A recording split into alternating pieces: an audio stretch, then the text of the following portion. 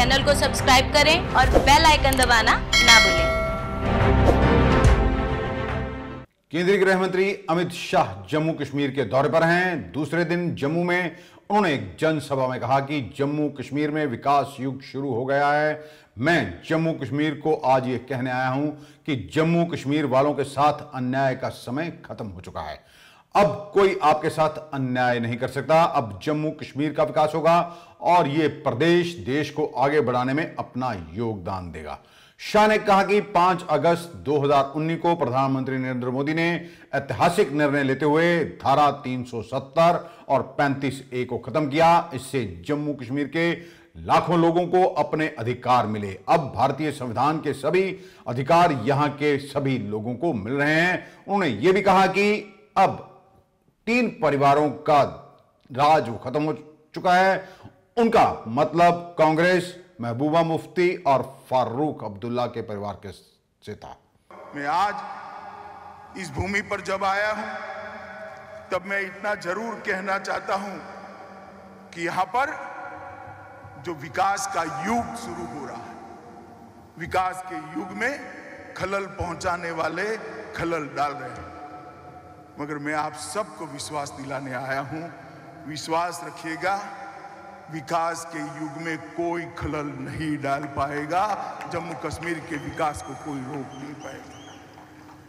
मित्रों, 5 अगस्त 2019 को मोदी जी ने एक ऐतिहासिक निर्णय किया। सालों से एक अन्यायी धारा को खत्म किया, 370 और 35 से हटी और जम्मू और कश्मीर के लाखों लाखों नागरिकों को अपने अधिकार प्राप्त हुए। भाई मनोज सिन्हा ने कहा, पहले मेरे सिख भाइयों को, खत्रियों को, महाजनों को भूमि खरीदने का अधिकार नहीं था। जो शरणार्थी वहां से यहां आए थे उनके अधिकार नहीं थे। वाल्मीकि भाई के अधिकार नहीं थे। मेरे गुर्जर भाइयों को रिजर्वेशन नहीं मिलता था। पहाड़ियों को रिजर्वेशन नहीं मिलता था। मिलता था क्या? मिलता था। किसी को डरने की जरूरत नहीं है। भारत के संविधान के सारे अधिकार मेरे गुर्जर भाइयों और पहाड़ियों को मिलने वाले हैं, कोई रोक नहीं सकता। महिलाओं को, अधिकारों को रोक रखा, इसको भी मोदी जी ने एक साथ लिया। श्रमिकों को हितों की रक्षा के लिए मिनिमम वेज एक्ट को लागू किया, सफाई कर्मचारी एक्ट को लागू किया, दलितों के और ट्राइबल पर के अधिकारों के लिए, उनके हितों की रक्षा के लिए, अत्याचार रोकने के लिए सख्त कानून लाए। जो मेरे आदिवासी भाई जंगल के अंदर रह रहे हैं उनको जमीन के पट्टे का अधिकार भी ये भारतीय जनता पार्टी की नरेंद्र मोदी सरकार ने दिया है। पंजाब में आरूसा आलम को लेकर बवाल मचा हुआ है। इसको लेकर पहली बार कांग्रेस के प्रदेश अध्यक्ष नवजोत सिंह सिद्धू ने चुप्पी तोड़ी है और कहा है पंजाब के असली मुद्दों पर वापस लौटें। उन्होंने अपनी ही सरकार और पार्टी को नसीहत भी दी है। इसी को लेकर नवजोत सिंह सिद्धू ने 3 ट्वीट भी किए हैं। सिद्धू ने अरूसा का नाम तो नहीं लिया, लेकिन अपनी ही पार्टी की सरकार को सीधी बात कह दी। सिद्धू ने कहा पंजाब को जल्द अपने असली मुद्दों पर लौटना चाहिए जो हर पंजाबी और हमारी भविष्य की पीढ़ी से जुड़े हुए हैं। सिद्धू ने कांग्रेस पार्टी को चेताया कि ऐसा ना हो कि हम पंजाब को संवारने का आखिरी मौका भी खो दें। सिद्धू ने पूछा कि हम कैसे उस फाइनेंशियल इमरजेंसी को रोकेंगे जो हमारी सीढ़ियों तक पहुंच चुकी है। पंजाब के सिर चढ़े कर्जे का हल कैसे निकालेंगे। सिद्धू ने कहा कि मैं तो असली मुद्दों पर टिका रहूंगा और उनसे नहीं भटकूंगा। सिद्धू ने यह भी कहा कि वक्त यह चुनने का है कि हम पंजाब को कभी न पूरा होने वाला नुकसान होने दें या फिर डैमेज कंट्रोल के आखिरी मौके को संभालें। इसके जरिए राज्य के संशोधनों को वापस राज्य में लाया जा सके, ना कि उसे प्राइवेट पॉकेट में जाने दें। आपको यह बता दें कि नवजोत सिंह सिद्धू ही वह पहले नेता थे जिन्होंने पंजाब के तमाम मुद्दों को लेकर पूर्व मुख्यमंत्री कैप्टन अमरिंदर सिंह के खिलाफ लड़ाई छेड़ दी थी, जिसका नतीजा यह निकला कि कैप्टन अमरिंदर सिंह को अपनी कुर्सी छोड़नी पड़ी थी। लेकिन इसे सरकार के बदलाव, नया मुख्यमंत्री बने करीब करीब 1 महीना बीत चला है। चरणजीत सिंह चन्नी मुख्यमंत्री बन चुके हैं, लेकिन सरकार अभी तक बड़े मुद्दों पर कुछ कर नहीं सकी है। श्री गुरु ग्रंथ साहब की बेअदबी और उससे जुड़े गोलीकांड के इंसाफ में फिलहाल कुछ नहीं हुआ। हाईकोर्ट में सील बंद पड़ी। स्पेशल टास्क फोर्स की रिपोर्ट भी नहीं खुल सकी। गलत बिजली समझौते रद्द नहीं हुए। लोगों को अब भी महंगी बिजली खरीदनी पड़ रही है। इसके अलावा पंजाब में लगातार किसान भी प्रदर्शन कर रहे हैं। अब इसके चलते चन्नी सरकार भले ही लोगों के बिजली के बिल माफ करने में लगी हुई है, लेकिन सबसे बड़ा जो लोग सरकार से सवाल पूछ रहे हैं, उन्हें कोई ऐतराज नहीं कि जिन्होंने जो बिल नहीं दे सकते गरीब परिवार, उनके बिल माफ होने चाहिए। लेकिन जिन लोगों ने सही नागरिक, सच्चे नागरिक होने का सबूत दिया है और वो अपना समय पर बिजली का बिल भरते रहे हैं, उन्होंने क्या गलती की है? सरकार केवल मुफ्तखोरी देकर वोट बटोरना चाह रही है। नवजोत सिंह सिद्धू की ओर से जो ट्वीट किए गए हैं वह सीधे सीधा सरकार पर हमला है। वहीं नवजोत सिंह सिद्धू की पत्नी डॉक्टर नवजोत कौर सिद्धू की ओर से एक दिन पहले अरूसा आलम पर जो आरोप लगाए गए थे कि अरूसा आलम ही बड़े अधिकारियों के तबादले करती रही हैं, तमाम बड़े अधिकारियों के तबादले उनकी मर्जी के बिना नहीं होते रहे। इससे साफ जाहिर है कि यानी पाकिस्तानी होते हुए भी अरूसा आलम का हुक्म पंजाब में चलता रहा। यदि ये सच है, ये इस बयान में सच्चाई है, तो ये हमारे लिए शर्म की बात है।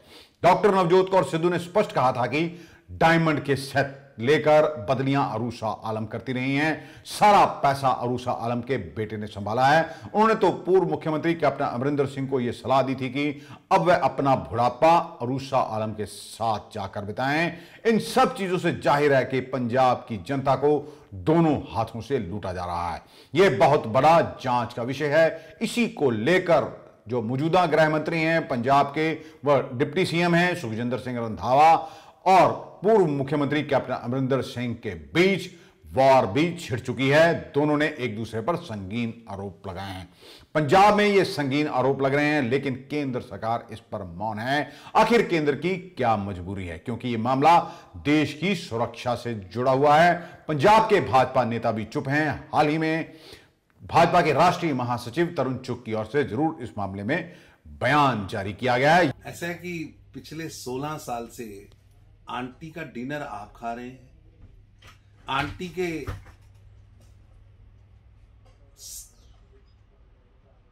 डिनर का लुत्फ उठाया जा रहा है, आंटी के ड्राइंग रूम की शोभा बढ़ाई जा रही है, और प्रश्न हमसे कर रहे हो।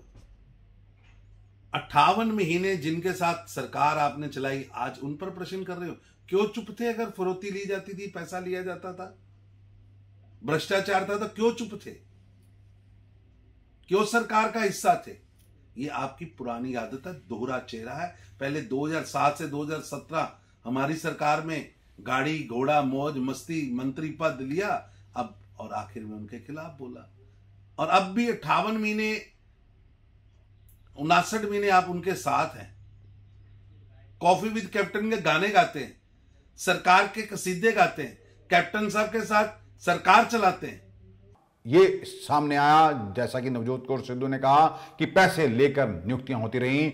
यहां क्या पैसे लेकर बॉर्डर पर भी नियुक्तियां होती रही, थाने बिकते रहे, ऐसी चर्चाएं हैं। लेकिन अब तो सच साबित हो गया है कि नेता किस कदर अपने फायदे के लिए पंजाब के हितों को बर्बाद कर रहे हैं। कानूनी तौर पर भी एक संगीन मामला है। पैसे लेकर बदलियां होती, पैसे इकट्ठे किए और पैसे विदेश में गए, और आम आदमी रोटी के लिए मारा मारा फिर रहा है।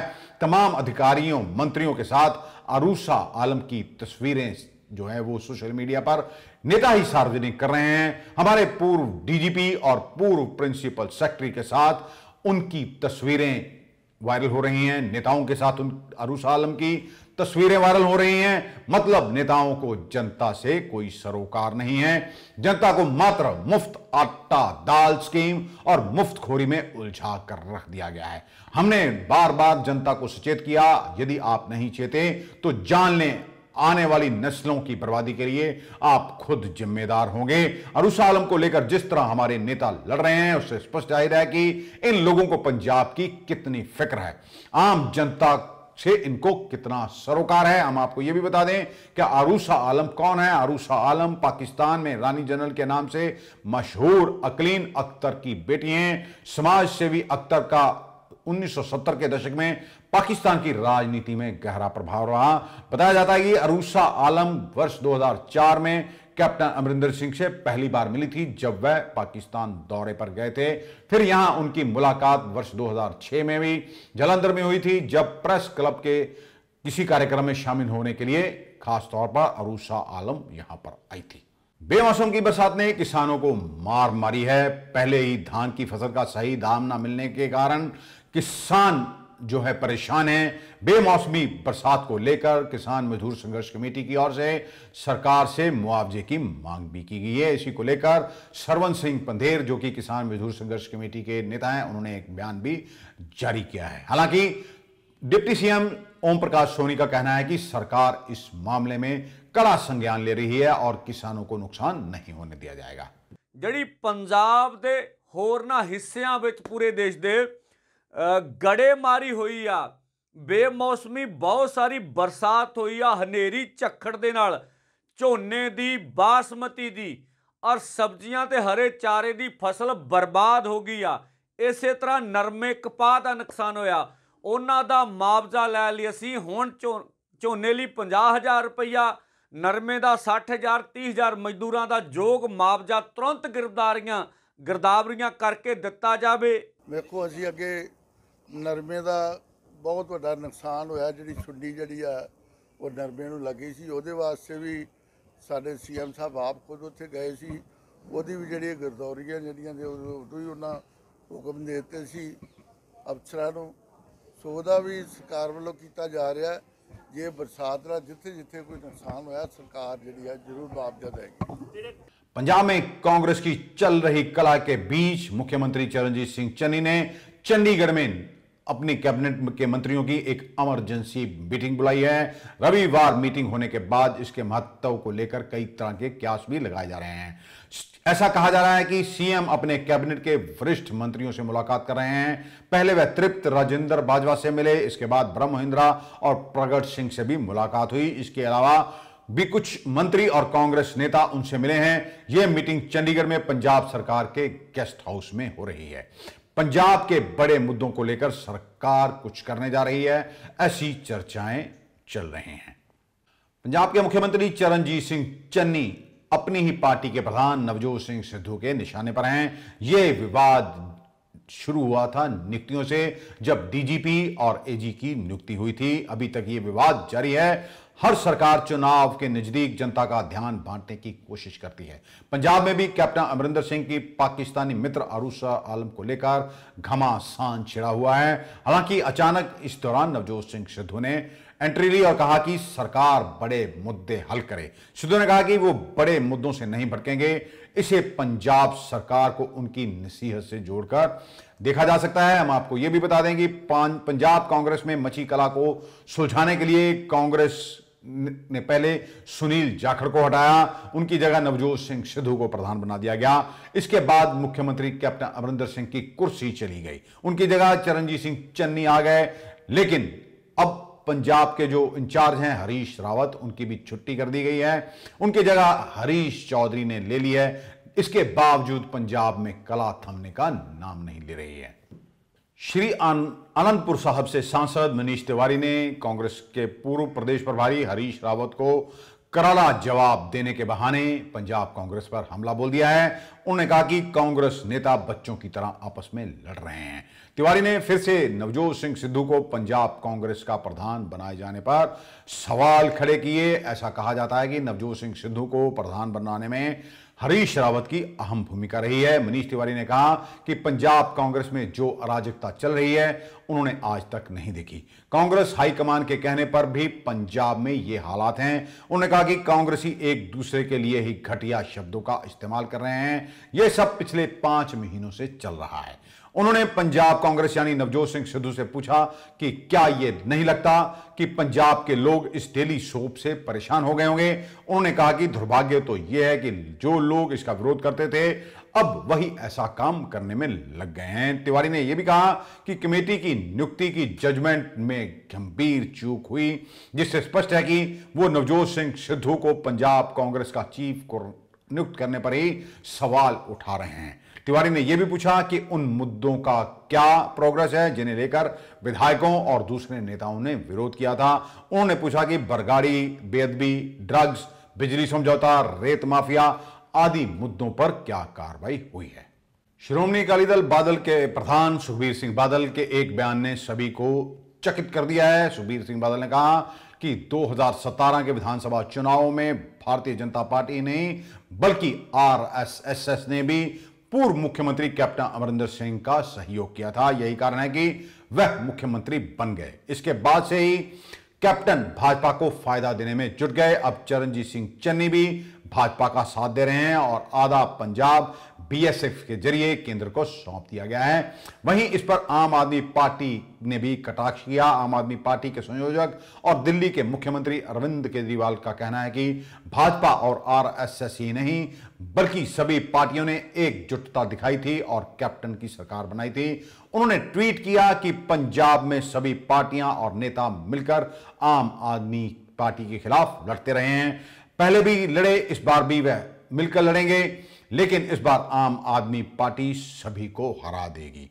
वहीं आम आदमी पार्टी पंजाब मामलों के सह प्रभारी राघव चड्ढा ने भी मीडिया में एक रिपोर्ट शेयर की है। उसमें लिखा है, पंजाब में सभी राजनीतिक संगठनों ने 2017 में केजरीवाल को रोकने के लिए हाथ मिलाया। इस बार मुख्यमंत्री चरणजीत सिंह चन्नी ने भाजपा से करार किया और 50% पंजाब केंद्र सरकार को सौंप दिया। पंजाब में मुकाबला केजरीवाल बनाम आल है। वहीं श्रोमणी अकाली दल बादल के प्रधान सुखबीर सिंह बादल ने दावा किया कि अरविंद केजरीवाल पंजाब का मुख्यमंत्री बनना चाहते हैं। कारण साफ है कि दिल्ली में बहुत कुछ केंद्र के हाथ में है और वह अपनी शक्तियों का इस्तेमाल करना चाहते हैं और पंजाब में आना चाह रहे हैं। यही कारण है कि अभी तक आम आदमी पार्टी की ओर से मुख्यमंत्री के चेहरे का ऐलान नहीं किया जा रहा। पिछली बार भी इसलिए मुख्यमंत्री चेहरे का ऐलान नहीं किया गया था क्योंकि अरविंद केजरीवाल खुद पंजाब के मुख्यमंत्री बनना चाहते थे। कांग्रेसी महासचिव प्रियंका गांधी वाड्रा ने पेट्रोल और डीजल की लगातार बढ़ रही कीमतों को लेकर रविवार को केंद्र सरकार पर हमला बोला और कहा कि मोदी सरकार ने जनता को कष्ट देने का रिकॉर्ड बनाया है। प्रियंका गांधी ने ट्विटर पर एक मीडिया रिपोर्ट शेयर की जिसमें कहा गया कि इस वर्ष पेट्रोल की कीमतों में रिकॉर्ड 23 रुपए 53 पैसे की वृद्धि हुई है। प्रियंका गांधी ने ट्वीट किया कि मोदी जी की सरकार ने जनता को कष्ट देने के मामले में बड़े बड़े रिकॉर्ड बनाए हैं। सबसे ज्यादा बेरोजगारी मोदी सरकार में, सरकारी संपत्तियां बिक रही मोदी सरकार में, पेट्रोल की कीमतें एक साल में सबसे ज्यादा बढ़ी मोदी सरकार में। कांग्रेस के मुख्य प्रवक्ता रणदीप सुरजेवाला ने भी वही मीडिया रिपोर्ट साझा करते हुए सरकार पर हमला बोला और ट्वीट किया कि अच्छे दिन। हम आपको यह बता दें कि लगातार पेट्रोल व डीजल की बढ़ रही कीमतों ने आम आदमी का जीना मुश्किल कर दिया है। अब सरकार को इस बारे में कुछ सोचना होगा और उचित कदम उठाने होंगे। जब देश में यूपीए की सरकार थी तो ये वही नेता जब 2-4 रुपए पेट्रोल की कीमतें बढ़ जाती तो सड़कों पर हाय तौबा मचाने निकल आते, लेकिन अब सभी नेता खामोश हैं और जनता पिस रही है। महाराष्ट्र के मुख्यमंत्री उद्धव ठाकरे ने इस बार एनसीबी पर निशाना साधा और कहा कि एक इमेज बनाई जा रही है कि महाराष्ट्र नशीले पदार्थों का केंद्र बन गया है जहां ड्रग प्रोड्यूस किया जाता है। नारकोटिक्स कंट्रोल ब्यूरो पर कटाक्ष करते हुए उन्होंने कहा कि महाराष्ट्र पुलिस की एक टीम ने 25 करोड़ रुपए की हेरोइन जब्त की, लेकिन उसे पब्लिसिटी नहीं मिली क्योंकि इसमें कोई हेरोइन शामिल नहीं थी। उद्धव ठाकरे ने यह बयान 2 दिन पहले एक फॉरेंसिक लैब के उद्घाटन के दौरान दिया। उन्होंने कहा, इन दिनों बस एक ही बात हो रही है, ड्रग्स ड्रग्स और ड्रग्स। दशहरा रैली के दौरान भी उन्होंने कहा था कि ऐसी तस्वीर बनाई जा रही है कि पूरी दुनिया के ड्रग्स की खपत सिर्फ महाराष्ट्र में होती है। इसे केवल एक विशेष टीम यानी कि एनसीबी ही पकड़ सकती है, लेकिन ऐसा नहीं है। उद्धव ठाकरे का बयान उस समय सामने आया जब बॉलीवुड एक्ट्रेस अनन्या पांड्या से एनसीबी और आर्यन खान से ड्रग मामले में पूछताछ की जा रही है। उद्धव ठाकरे ने महाराष्ट्र पुलिस की तारीफ की और कहा कि ड्रग्स पकड़ने पर महाराष्ट्र पुलिस को पब्लिसिटी नहीं मिली, लेकिन उन्होंने हमें गर्व महसूस कराया, यहां तक कि कोई उनका नाम तक नहीं जानता। महाराष्ट्र पुलिस बल मजबूत और कुशल है और हम अपराधियों के प्रति कोई नरमी नहीं दिखाते। महाराष्ट्र पुलिस की इस प्रतिष्ठा को कुछ लोगों द्वारा जानबूझकर बदनाम किया जा रहा है। इससे पहले उन्होंने ड्रग मामले को लेकर यह भी कहा था कि मैं फिर से बता रहा हूं कि जो हमारी संस्कृति है आंगन में तुलसी लगाने की है, लेकिन ऐसा दिखाया जा रहा है कि जैसे अब तुलसी की जगह गांजा लगाया जा रहा हो। ऐसा जानबूझकर क्यों कर रहे हैं? ऐसा नहीं है कि सिर्फ महाराष्ट्र में ही ये मिला है। खबर तो यह भी है कि मुंद्रा बंदरगाह पर करोड़ों का ड्रग्स मिला है। कहां है मुंद्रा? गुजरात। सही है, ऐसा नहीं है कि हमारी पुलिस कुछ नहीं कर रही। एनसीबी पर तंज कसते हुए उन्होंने कहा था कि आप यहां चिमटी भर गांजा सूंघने वालों को माफिया कहते हो, किसी एक सेलिब्रिटी को पकड़कर फोटो खींचते हो और ढोल बजाते हो। हमारी पुलिस ने तो 150 करोड़ रुपए के ड्रग्स बरामद किए। आज के लिए बस इतना ही। कल आपके समक्ष भी हाजिर होंगे, तब तक के लिए नमस्कार।